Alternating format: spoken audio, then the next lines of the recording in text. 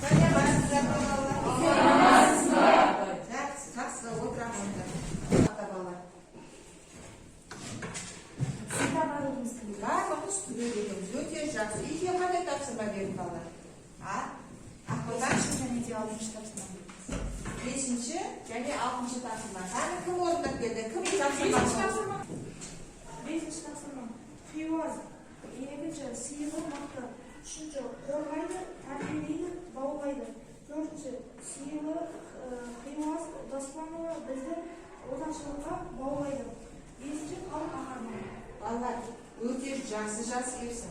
Енді Бекарыстың сөзінде, қай сөзінде қате бар екен? Баулайды.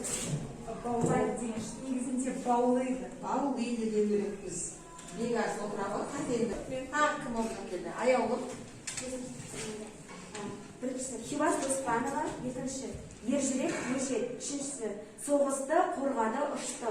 Төртіншісі Хиуаз апамыз ұшқыш боламын деген арман. Жақсы, онда мына топтан Жәнерге ортаға шыға ғой, біз жаңа сабағымызды бастаймыз. Мен сендерге мынадай әдіс алып бердім балалар. Мына жақшының парақшада сендер өздерің табасыздар. Кел Мақсат, келе ғой. Қандай сөз? Сендер оқуларына болады, бірақ сыныптастарына көрсетпейміз. Келе ғой. Өздерің оқуларына болады. Ал қызығушылықтарын ояту үшін бүгінгі сабағымызға қатысты, жалпы өтіп жатқан сабағымызға қатысты қандай сөз жасырын тұр екен? Сіздер айтыңыздар. Жарайды ма? Ал бүйтіп қоямыз, кішкене қолымызды көтеріп, кішкене қысықтырып қояйық. Қандай сөздер екен? Кәні ашып қойыңдар. Қандай сөздер екен? Кәні ойларыңды айтыңдар сендер. Соғыс. Қолымызды көтереміз, тез не айтамыз? Соғыс. Соғыс дейді. Бар ма? Ондай сөз? Жоқ. Тағы. Ұшақ. Дивизия. Дивизия дейді. Бар ма ондай сөз? Жоқ. Жоқ. Тағы кім айтты жаңа? Гвардиялық. Ұшқыш деген. Бар ма? Жоқ. Міне кімнің Жәнердені тобында бар екен ұшқыш деген. Онда мына топ ұшқыш атанады. Жақсы, ұшқыш тобысында сендер. Жарай ма? Ал енді бір атып талай кездеп топ атауын табындады жылдам. Ержүректілік. Ержүректілік. Ержүректілік дейді. Тағы да. Авиация. Авиация дейді. Керемет сөздер айтпасыңдар. Бірақ ондай сөздер жоқ. Ал осынақты қыз. Қанатты қыз дейді. Тағы да. Ойластыңыздар кездесін. Келер сабағымыздан. Халық қаһарманы. Халық қаһарманы дейді. Халық қаһарманы кім? Тағы да кім? Одан басқа тағы да. Бауыржан Момышұлы. Бауыржан Момышұлы қандай дивизияда? Қаншасыншы дивизияда? Панфилов. 316-шы дұрыс айтасыздар. 316-шы атқышта дивизиясында болды. Панфиловшылар тобы болды бірақ отыра ғой. Жақсы, Панфилов. Ал енді үшінші топ десеңіз ойланды. Сендер де айта беріңдер, бірақ мына топқа береміз.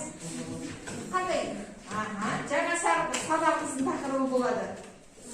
Жаңа сабағымыздың партизан. Қанды ма? Дұрыс. Орын әншіге қоя ғой. Партизан тобы болсын аталған. Өте жақсы. Тақырыпта жайындаймыз.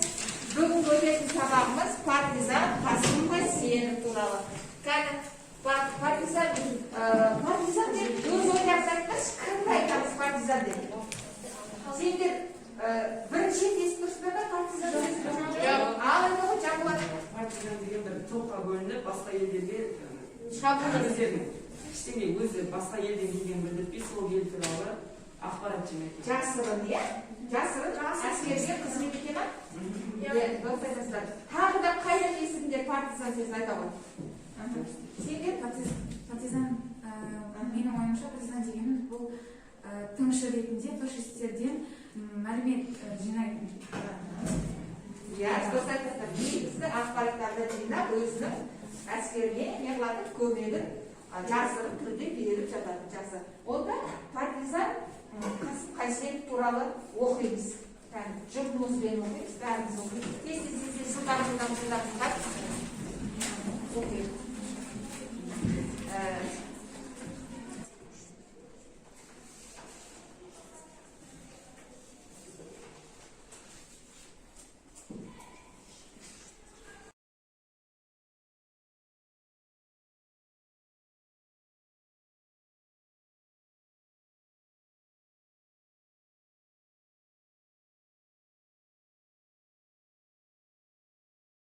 оқыған былай қарай артымызға бір сөйлем жазамыз, ары қарай береміз. Түсінікті ме?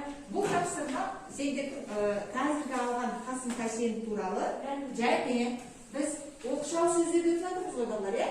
Одағай, оқшау сөздерге қандай сөздер жатқызамыз балалар? Қазір кім айтады? Оқшау сөздің неше түрі бар екен? Кім айтады? Оқшау сөз Мадина?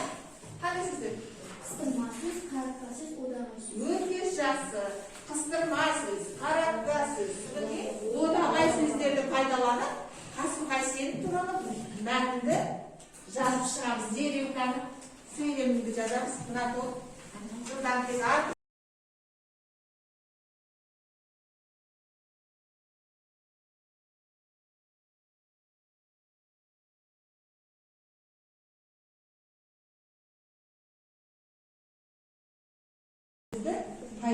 Дұрыс. Мына жерде енді дұрыс деп жүр. Жұмысты дұрыс жасаңдар. Сонда, мына өте жақсы. Біріншінде асығыс орындағаннан кейін қателеспейді. Жақсы онда балалар. Онда үйге тапсырма алайық. Үйге тапсырма Қасым Қайсеновтың өмір мен шығармашылығын зерттеу. Мына жерде 6-шы тапсырмада үйден Қасым Қайсенов қандай батыр деген кезде оған тұрақты тіркестермен, мақал-мәтелдермен сендер өз Қасым Қайсеновтың портретін құрап бересіңдер, жарай ма? Өз сөз байлықтарыңды жазып, шығармашылық жұмыспен кішкене мәтін жазып береміз. Сіздің сабаққа қатысқан мына топтар Бекарыс, Іңкәр қатысты жақсы, Жанболат, Аяулы, Мейрамбек сабаққа қатысты, және Алтынай, Мадина, Ақбота сабаққа қатысты. Келесі сабақта да осылай жақсы қатысайық. Жақсы, түсінікті ме? Онда сау болыңдар, орын тұрсаңыз. Сау болыңдар.